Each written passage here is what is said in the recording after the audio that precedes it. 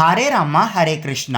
ఈ వీడియోలో రామాయణంలో హనుమంతుడు ఎవరని తెలుసుకుంటాం. హనుమంతుడు అంజనాదేవి మరియు కేసరి కుమారుడు. వీరు వానర వంశానికి చెందినవారు కాబట్టి హనుమంతుడు వానర రూపంలో జన్మించారు. గరుడర్ చేతిలో ఉన్న దివ్యమైన అమృత పాయాసం అంజనాదేవి చేతికి లభించింది. అంజనాదేవి ఆ పాయాసంని శ్రీహరించడం వల్ల హనుమంతుడు జన్మించారు. ఆ అమృత పాయాసం గరుత్మంతుడి చేతికి ఎలా వచ్చింది అని తెలుసుకోవాలంటే ఈ వీడియో డిస్క్రిప్షన్లో ఉండే లింక్ని తప్పకుండా చూడండి. గరుత్మంతుడు ఈ అమృత పాయాసంని తీసుకువెళ్తున్నప్పుడు శివుడు వాయుదేవుడితో ఇలా చెప్పారు: నేను మరియు పార్వతీదేవి ఆ అమృత పాయాసంలో ఐక్యమై ఉన్నాము.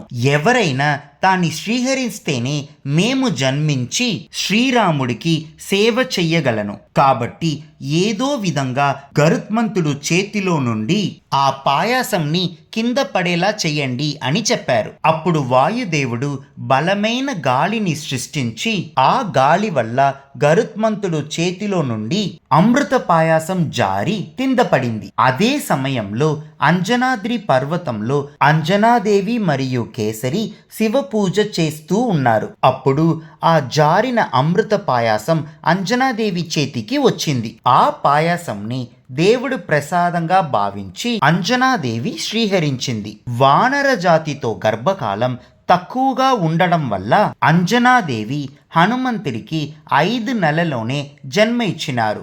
హనుమంతుడు శివుని యొక్క అంశ అవతారం. ఇప్పుడు ఒక సందేహం వస్తుంది, పార్వతీదేవి కూడా ఆ అమృత పాయాసంలో ఐక్యమైనప్పుడు ఆమె మాత్రం ఎందుకు జన్మించలేదు? దీంట్లో ఒక రహస్య కథ ఉంటుంది. పార్వతీదేవి అమ్మవారు హనుమంతుడితో తోగగా జన్మించారు. అందుకే ఇప్పటికీ ప్రతి ఆలయంలో హనుమంతుడు తోకకు కుంకుమ పెడతారు. హనుమంతుడు మొత్తం శక్తి తోకలోనే ఉంది అని మహాభారతంలో కూడా చెప్పబడింది. మన ఈసీజీ కార్డ్స్లో హనుమంతుడికి పాజిటివ్ సింబల్ ఇచ్చినాము.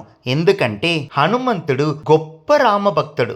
అందుకే మన ఈసీజీ కార్డ్స్లో హనుమంతుడికి పాజిటివ్ సింబల్ ఇచ్చినాము. ఇంకా హనుమంతుడి గురించి ఎక్కువ తెలుసుకోవాలంటే ఈ వీడియో డిస్క్రిప్షన్లో ఉండే లింక్ని తప్పకుండా చూడండి. హరే రామ హరే కృష్ణ.